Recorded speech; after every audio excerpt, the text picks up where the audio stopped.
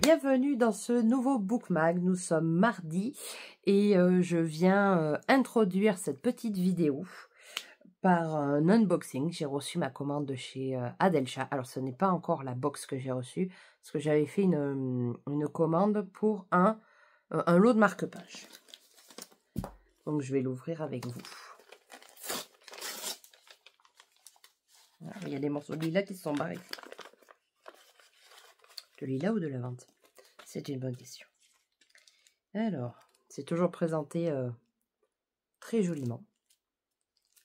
Si vous saviez ce que j'ai hâte de recevoir la box, c'est la première fois que je l'essaye, donc c'est la box du mois de mai. Et j'ai très hâte de la recevoir. On va peut-être plutôt faire l'inverse Coralie, parce que là, j'en fous de partout. Merci pour ton soutien et ta confiance. Bonne lecture, Adèle. Donc, j'ai un petit marque-page comme ça. Donc ça, c'est un cadeau puisqu'elle m'a écrit au verso. Voilà. Des fois, c'est des petites cartes format carré et d'autres fois, c'est des petits marque-pages qu'elle envoie. Donc, je les ai commandés en grand format et j'ai pris ceux qui ont les bouts arrondis cartonnés. Donc, j'ai pris le lot de marque-pages du jardin secret. Avec des petites phrases notées dessus. If you look the right way, you can see that the world is a garden. Voilà. Mon anglais est pas très... Mon accent anglais est pas ouf, hein. Vous le saurez gré de me... Mission des secrets. De ne pas m'en tenir rigueur. Le deuxième. Et le dernier. Everything is made out of magic. Leaves and trees, flowers and birds. Badgers and foxes and squirrels and people, so it must be all around us. La fin était un peu chaotique. Hein. Et voilà. Je trouve les détails sublimes. Enfin, j'adore le travail que fait Adèle. Donc voilà. Les trois nouveaux dans ma palle. Dans ma palle. Dans ma boîte à marque-page. Voilà. Donc comme si on n'en avait pas assez. Hein, on est d'accord. Je crois que je commence à avoir autant de marque-pages que j'ai de romans. Bref. Sinon, à part ça, quoi vous dire, hier je suis allée voir le Mangeur d'âme avec ma copine Elodie. Parce qu'il n'y avait pas énormément de séances dans notre pauvre petit Cantal, donc on en a profité que ça soit férié pour y aller. Et j'ai passé un excellent moment. Après, l'avantage c'est que je n'avais pas lu le roman, je voulais le lire avant d'aller le voir au cinéma, mais je n'ai pas eu le temps. Et honnêtement, c'est un très bon film, j'ai trouvé. Il n'a rien à envier aux séries d'Harlan Coben sur Netflix et tout ça. Non, franchement, j'ai eu ma phrase fétiche où j'ai dit « Oh, c'est pas vrai !» Voilà. Parce que bon, à force de lire des thrillers, on fait des petits pronostics, voilà. Et, moi, j'étais pas loin, mais c'était pas ça. Et du coup, je suis tombée dans le panneau, je me suis fait avoir. Je suis juste dégoûtée parce que dans le film, bon, pour ceux qui le savent, si vous ne le savez pas, je vends des pièces détachées pour le constructeur Renault. Et ils ont défoncé un Austral. J'étais dégoûtée. Quand on sait le prix de la bagnole, je me suis dit non, mais c'est pas possible, ils n'ont pas pu faire ça. Mais si, ils l'ont fait. Bon, après, film français oblige, Renault, voilà, il y avait un Austral et une Mégane E-Tech, voilà, c'était les derniers véhicules sortis au moment où ils ont tourné le film, donc voilà. J'étais très contente de les voir, mais alors qui me bousille mon pauvre Austral, j'étais, voilà. Bref, je pas... C'est pas le but du film, c'est pas comment j'ai tué un Austral, je vous rassure. Mais... non, sinon le film très bien. Je trouve que les musiques et la musique, l'ambiance et la façon dont c'était tourné, je trouve que c'était très une ambiance assez anxiogène où on avait envie de savoir ce qui se passait. Et à la fin, je me suis dit, on a une espèce de cliffhanger, un truc comme ça à la fin, et on se dit ah ouais, mais celle-là je l'ai pas vu venir. Voilà, c'est à la fin on se dit Il y a un truc qui est pas net là, il y a quelque chose qui se passe, on a découvert le meurtrier, mais il y a un truc qui se passe, voilà. Moi j'ai adoré, il y a juste un passage que je n'ai pas regardé parce que j'avais peur de ne pas dormir la nuit. Donc du coup, je fermais les yeux et je dis à Elodie, je dis mais dis-moi quand c'est fini, dis-moi quand c'est fini. Voilà, je suis une grosse flippette. J'aime bien regarder les thrillers, mais j'aime pas quand il y a trop de scènes de torture, machin et tout. Dans les livres, ça ne me dérange pas. Mais le voir en vrai, ça a une autre dimension, d'autres proportions. Donc, du coup, moi, j'ai fait ma chouchoute. Bon, après, dans le cinéma, on était quoi? On était 8-10. Donc, bon, ni vu ni connu. Et puis, de toute façon, on est dans le noir, donc on ne m'a pas vu. Sinon, à part ça, j'ai commencé La Psy de Freda McFadden hier. Je ne vais pas vous en parler parce que je n'ai lu que 50 pages. Tout ce que je peux dire, c'est qu'on a l'autrice a pris le parti de faire de la double temporalité. Donc on est, je sais même pas, on n'a même pas encore les années, donc je sais pas trop comment le situer. Donc on est à une période avec la psy. Et on est dans une autre période avec d'autres gens, avec un couple. Donc voilà, je n'en sais pas plus, donc je vais retourner à ma lecture pour pouvoir avancer. Et bien sûr, comme si ça ne suffisait pas, je me suis rendu compte que demain je devais attaquer une lecture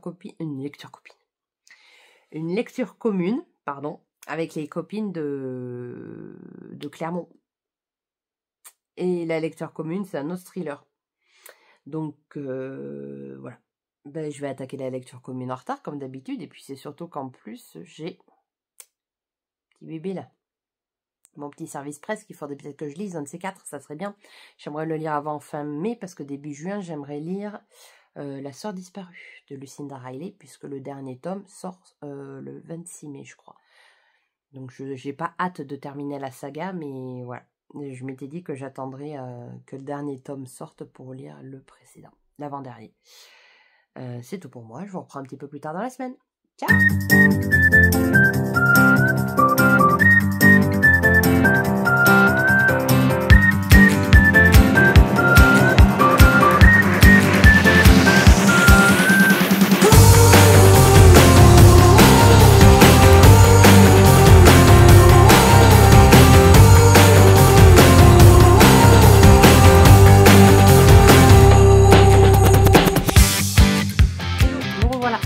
Mercredi et je viens pour vous faire un petit point de lecture. Hier soir, vers 23h moins le quart, 23h, j'ai terminé ce roman, La Psy de Freda McFadden, publié aux éditions City. Je crois que mercredi, n'importe quoi, mardi, j'ai dû lire 50 pages. Non, je suis bête, on est mercredi. Non, lundi, j'ai lu 50 pages et hier, j'ai lu tout le reste. Donc, c'est-à-dire qui fait... Il fait 342 pages. Donc on va dire qu'aujourd'hui j'ai lu 290. Hier soir j'ai lu 290, 300 pages. C'est énorme pour moi, mais j'ai pas pu le lâcher. J'ai adoré ma lecture, mais ça ne surpassera pas La femme de ménage. Ça c'est clair et net. On est dans une bâtisse abandonnée avec 3 mètres de neige, donc bien sûr nos protagonistes ne peuvent pas reprendre la route, ils sont bloqués dans cet énorme manoir, je pourrais dire, qui a des airs un peu lugubres, voilà.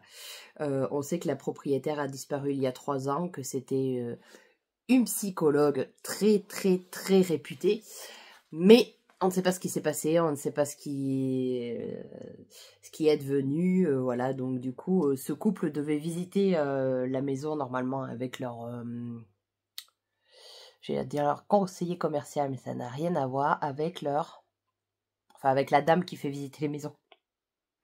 J'ai perdu le nom, aidez-moi. Leur agent immobilier, voilà. Sauf que bien sûr, là où est la maison, il n'y a pas de réseau, donc ils pensent que leur agent immobilier n'a pas pu leur envoyer un message, mais qu'ils n'ont pas pu le recevoir. Donc du coup, ils décident quand même de rentrer à la maison. Ils trouvent la clé de la maison. Il rentre dedans et voilà, il trouve que la bâtisse est très très très grande, qu'il y a énormément de poussière partout, voilà, et il trouve un peu bizarre parce que justement l'agent immobilier ne leur fait jamais de visiter de maison où il y a de la poussière, ou voilà, généralement elle vient toujours faire un bras de ménage avant et tout ça. Et l'histoire commence comme ça. Alors on pourrait croire que l'autrice a choisi la facilité, je vous le dis, parce que bon, vous allez... pour certaines personnes qui ne l'ont pas lu, je vous rassure, je vous spoile rien. On pourrait croire que l'autrice a choisi la facilité, mais pas du tout. Voilà, je n'en dirai pas plus pour ceux qui ont envie de lire la suite. L'autrice a choisi aussi de partir sur de la double temporalité. Donc on est avec la psy 3 ans avant qu'elle disparaisse, et on est avec le couple à présent. J'ai eu un petit peu de mal au début parce que j'ai beaucoup de mal avec la double temporalité en début de roman, les 50 premières pages, mais après ça se lit tout seul. Il y a aussi ce que j'ai beaucoup aimé à l'intérieur du roman, il y a les retranscriptions des séances que faisait la psy, qui est Adrienne. Donc du coup on a les retranscriptions à l'écrit, ce que j'ai trouvé très très très sympa, qui donne une autre dynamique au roman. Ce que j'ai pas aimé, rien. Mais j'ai pas eu cet effet waouh que j'ai généralement à la fin d'un thriller. Donc bon, après ouais, l'autrice est quand même sacrément perchée et quand même sacrément, enfin voilà. Comment vous dire sans vous spoiler? On va dire que la révélation finale, on s'y attend pas, quoi, mais ça n'a pas non plus été un effet waouh. Voilà. Enfin, moi, vous le savez, hein, je suis le genre de personne qui lit un thriller, il faudrait vraiment que ça soit une révélation de la fin, de la mort qui tue, qui est complètement improbable, et là je ferais oh, mais c'est pas vrai! Voilà. Comme je l'ai eu, par exemple, pour Le Mangeur d'âme au cinéma. Voilà. Mais sinon, c'est un très très bon thriller. Je continuerai à lire l'autrice. J'ai d'ailleurs lu La femme de ménage, mais je n'ai pas lu le 2e tome. Donc je pense que je le lirai sous peu. Même si du coup, ça veut dire qu'il va falloir que j'attende l'année prochaine qu'elle sorte un nouveau roman. Enfin bon. J'ai adoré ce roman. On s'attend pas forcément à la fin. On se dit que bon, ils vont bien finir en prison. Mais non. Voilà. Donc je vous en dis pas plus parce que je veux vraiment pas vous spoiler. Donc voilà mon avis pour celui-ci. Donc je lui donnerai un 5 sur 5 sans forcément que ça soit un coup de cœur. Voilà. Et du coup, pour la suite, j'ai l'impression que cette semaine est une semaine 100% thriller. Pourquoi? Parce que du coup, lundi, j'ai été voir Le Mangeur d'âme. Mardi, je lis La psy. Et aujourd'hui, j'attaque une lecture copine. Ça y est, hein, je l'ai refait. Je l'ai fait quand je vous ai pris lundi. Et là, je le refais mercredi. Est-ce que je vais réussir à le dire, ce mot? Une lecture commune. C'est pas possible, hein? Faut que j'aille peut-être voir un orthophoniste, ou alors des fois les mots vont trop vite dans ma tête et du coup ça sort pas comme il faut. Enfin bref. Du coup, je lis en lecture commune Cinabre de Nicolas Druard avec les copines de Clermont. Voilà, les Bookstar Auvergnat. Je vous lis la 4e. Cinabre, c'est la couleur de l'hôtel le plus chic de Toulouse. Étau de velours fréquenté par une clientèle fortunée. Un rouge minéral qui rappelle la couleur du sang. L'hôtel Ferdinand fut le théâtre d'un quadruple homicide dans les années 1980. Son directeur, Eugène Ferdinand, y massacra tous les membres de sa famille avant d'être abattu par la police. Tous, sauf Richard, petit dernier miraculé, qui décidera 30 ans plus tard de rouvrir l'établissement. 6 anciens camarades de promo ont fui l'hôpital pour se lancer en indépendant, mais l'un d'eux disparaît après avoir soigné une cliente de l'hôtel Ferdinand.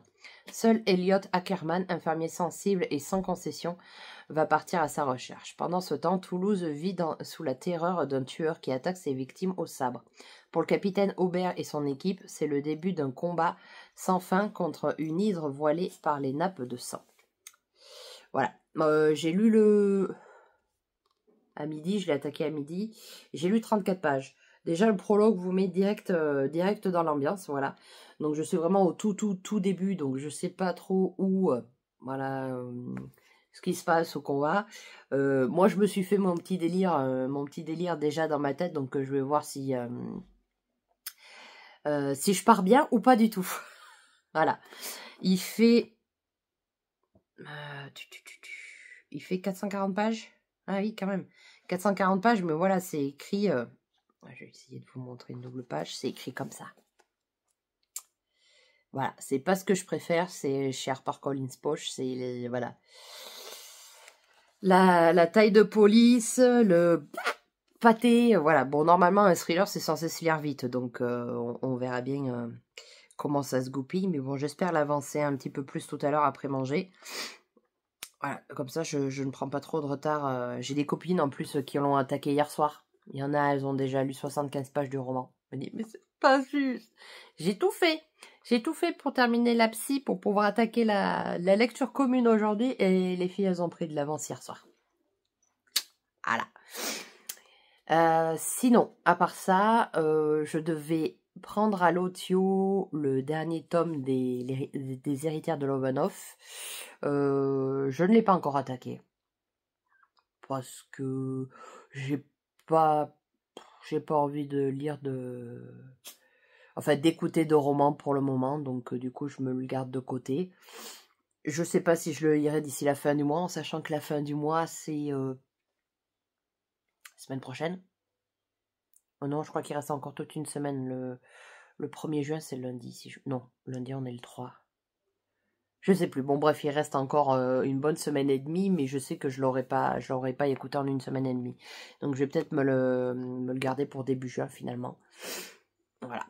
Donc, je reprends ma lecture et je vous reprendrai un petit peu plus tard. Ciao!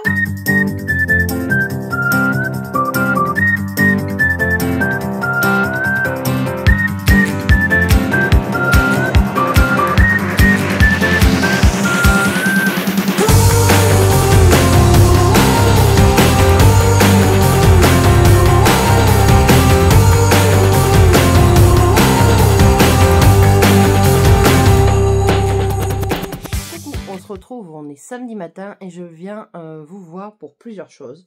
Parce que j'ai reçu une commande Vinted et j'ai reçu enfin, je l'attendais depuis très très longtemps, ma box papeterie de chez Adelcha.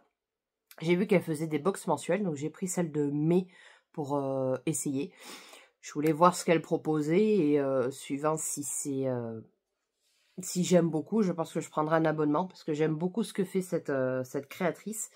Je lui passe souvent commande et je m'étais dit que plutôt qu'à chaque fois, tous les mois, procrastiner pour aller lui acheter des nouveautés, des choses comme ça, le fait d'avoir un éventail dans la box pourrait être sympathique. Après, voilà, j'attends de voir ce qu'il y a dans la box. On commence. Après, moi, mon colis Vinted, sans surprise, c'est un roman de chez Faubourg Marigny que j'ai demandé. Je crois qu'elle l'a super bien emballé. Je m'excuse si je renifle un peu, mais avec les allergies en ce moment, c'est une tannée. Alors, j'ai pris le roman à Léa, du compte Léa Bookaddict. Donc, j'ai récupéré les livres disparus de la 5e avenue de Fiona Davis. Je me demande si elle n'avait pas fait un autre roman. Je regarde en face parce que j'ai mis Faubourg Marigny lu là-bas. On y a peut-être des conneries.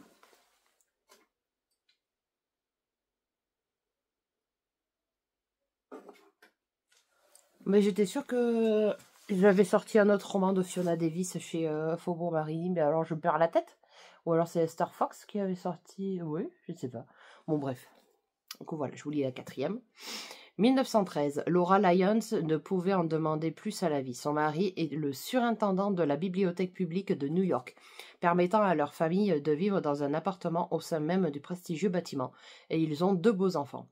Mais Laura, entêtée et passionnée, en veut plus. Alors que ses études de journalisme l'entraînent aux 4 coins de la ville, elle découvre un groupe radical et entièrement féminin dans lequel les femmes sont encouragées à partager haut et fort leur opinion. Bientôt, Laura se retrouve à remettre en question son rôle traditionnel d'épouse et de mère. Mais lorsque des livres précieux sont volés à la bibliothèque, elle se retrouve face à ses responsabilités. 1993. Sadie Donovan se débat avec l'héritage de sa grand-mère, la célèbre essayiste Laura Lyons, surtout après avoir décroché un travail de rêve en tant que conservatrice à la bibliothèque publique de New York. Mais sa vie devient rapidement un cauchemar lorsque des livres rares commencent à disparaître. Déterminée à sauver à la fois l'exposition et sa carrière, Sadie va se rendre compte que son enquête prend un tour très personnel jusqu'à la découverte de fâcheuses vérités qui vont jeter un nouvel éclairage sur la plus grande tragédie de l'histoire de la bibliothèque. Ça a l'air très très très très prometteur. En plus, la couverture est juste magnifique. Voilà, donc plus un dans ma palle. Et on va ouvrir ensemble ma petite box mensuelle. Alors, je vais essayer d'ouvrir délicatement l'enveloppe pour pas tout casser.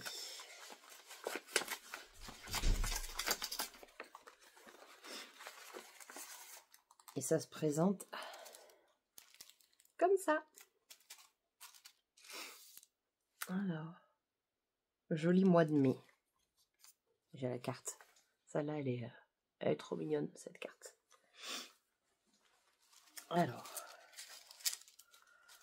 comment déballer ça sans tout casser? Oh, super! C'est trop joli! Oh, j'adore. Alors, j'ai un petit thé Green Matcha Energy de chez Yogi. J'ai un petit pince-livre. Tout mignon. Voilà. J'adore. Alors, j'ai une petite carte. Oh, j'ai des petits timbres, des autocollants. Oh, c'est trop beau. Quelques brins porte-bonheur. Voilà, petit bouquet de muguet. J'aime beaucoup le muguet. Un petit marque-page. Spring Party. Je le trouve trop beau. J'ai deux petits timbres comme ça. C'est des petits autocollants. J'ai un autre marque-page, mais il est comment on appelle ça? En surépaisseur. Je ne saurais pas vous dire, vous n'allez pas le voir, mais à l'arrière, vous voyez, c'est voilà. Donc sur l'avant, ça fait des reliefs. C'est super joli. After rain, there's a rainbow. After a storm, there's calm. After night, there's a morning. And after an ending, there is a new beginning. J'aime beaucoup ce marque-page. Il est très, très, très joli. J'ai un petit carnet. Oh là là, il est magnifique ce petit carnet. Hop.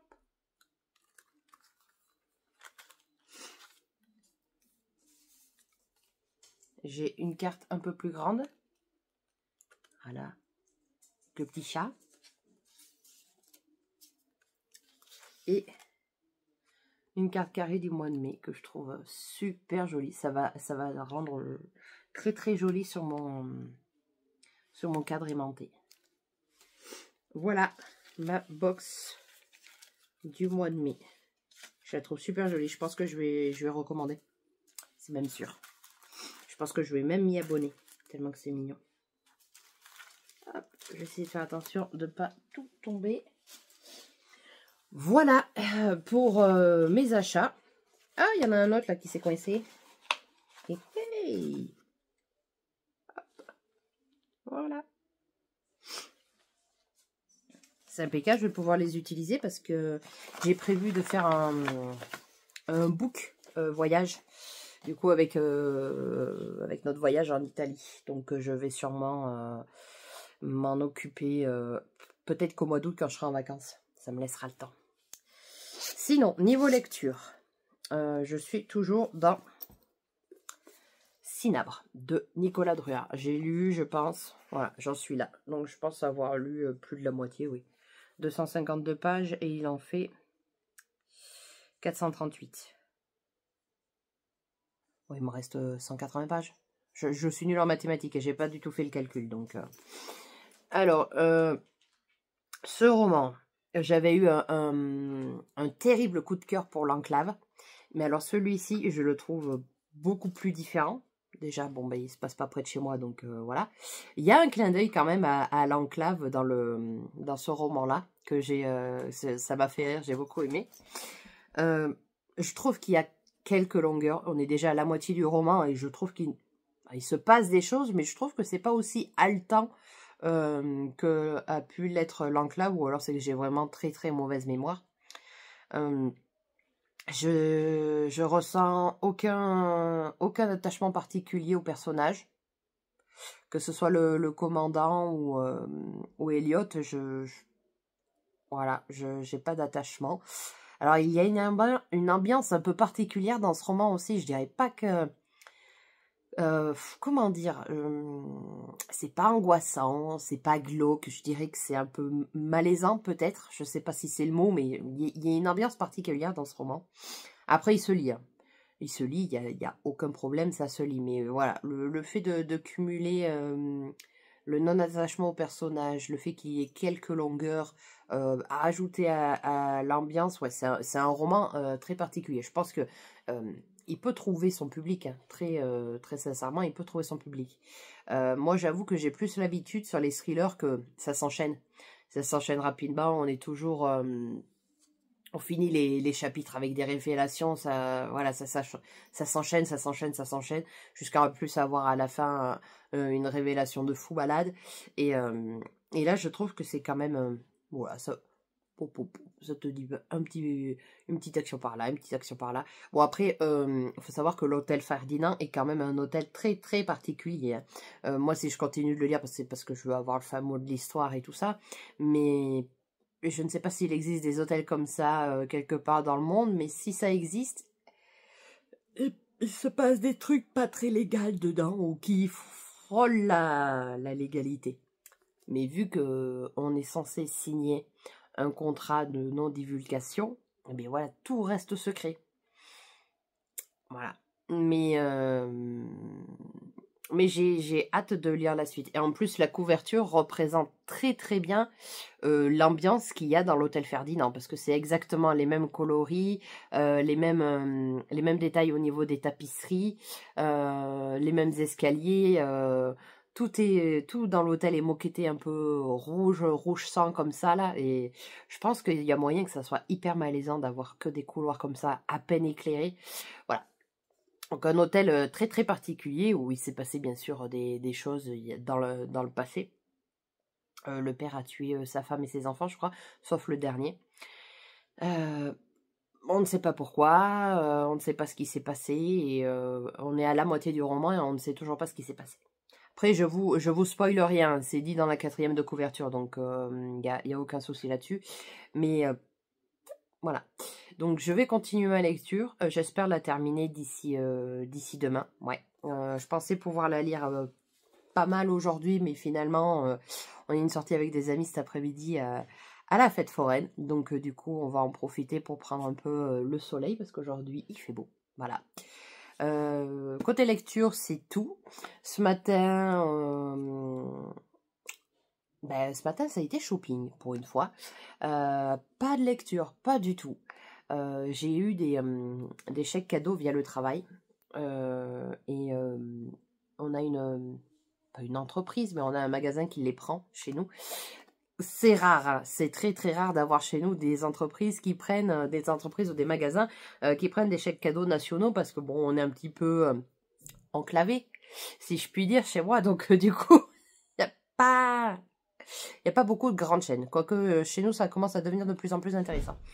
Et du coup, bon, je vais pas vous la montrer, mais j'ai pu m'offrir une paire de Palladium. Oui, monsieur? Non. Il a pas envie de me parler sur la vidéo. Donc, une paire de Palladium. Je me suis acheté un bon beurre. Et voilà. Et du coup, j'ai bénéficié d'une offre, comme quoi. 2 articles achetés, 1 offert. Donc, du coup, je me suis commandé une 2e paire de Palladium. Je la paye pas. Donc, du coup, j'ai pris une 2e paire de Palladium. Ensuite, qu'est-ce qu'on a fait d'autre? On a vu qu'il y avait des personnes qui revendaient des colis perdus d'Amazon. Alors, j'ai dit à mon compagnon, j'ai dit, ça serait rigolo qu'on prenne un colis et qu'on regarde ce qu'il y a dedans, ça serait rigolo. Bon, alors moi, j'avais rien compris au concept. En fait, c'était 3,10 € les 100 grammes. Mais les 100 grammes, c'est très léger.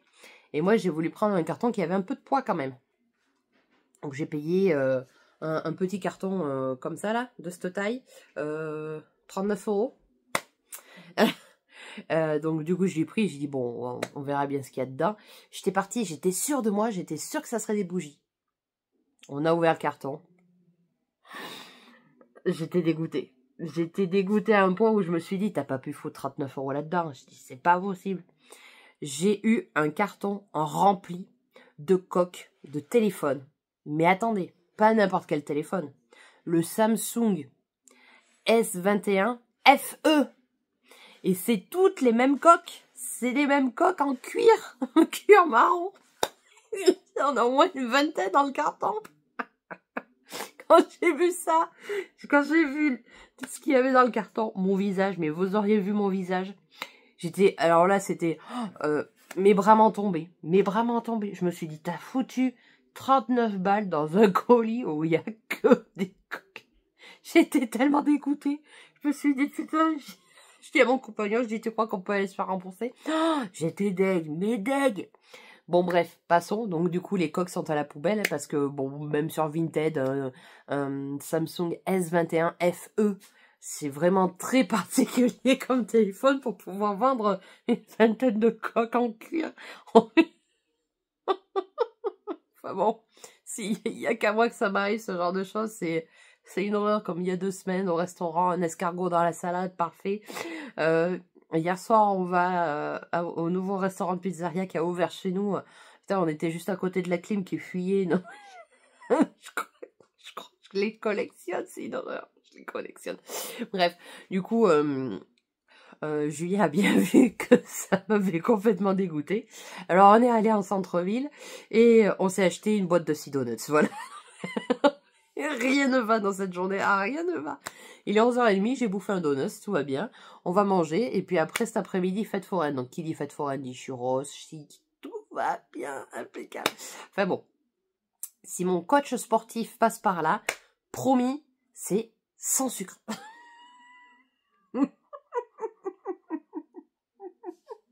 Je suis fatiguée de moi.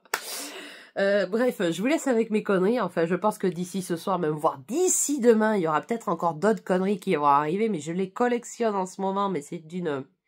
Je crois que c'est le karma. Pourtant, j'ai rien fait de mal au monde, mais bon. Qu'est-ce que vous voulez, c'est comme ça. Bon, sur ce, je vous laisse. J'essaierai peut-être de vous reprendre demain, du coup, pour vous faire l'avis complet de Cinabre, si je l'ai terminé. Et après, montage de vidéo, mise en ligne du vlog. Enfin, vous connaissez, vous avez l'habitude. Dites-moi, vous, en commentaire, ce que vous aviez prévu, ce que vous avez fait ce week-end, du coup. Si vous avez des bêtises dans mon genre à me raconter. Voilà, ce genre de choses. Et puis, je vous reprends un petit peu plus tard. Ciao!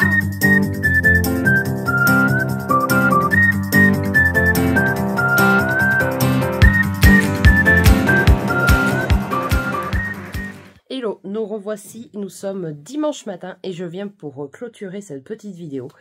Je pensais terminer le roman de Nicolas Druard, Cinabre, hier soir, mais je me suis endormie dessus.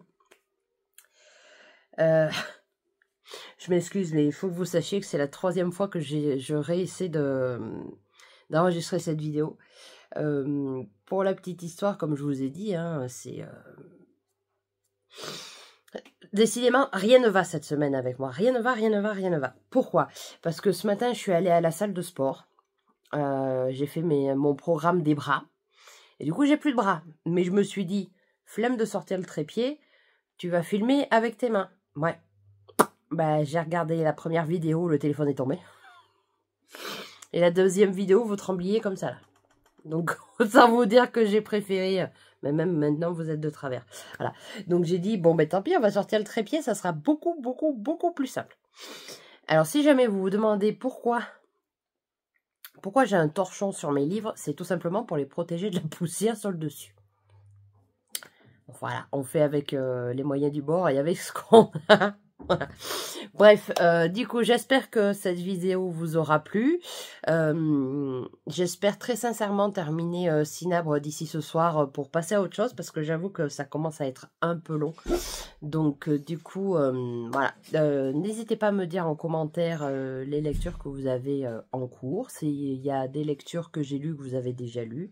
Voilà, j'aime bien échanger avec vous en commentaire. Je trouve ça toujours intéressant de découvrir de nouvelles lectures que moi-même je ne connais pas ou que je n'ai pas encore lu. Des fois, ça me donne l'envie de remonter le livre un peu plus haut dans ma palle. Voilà.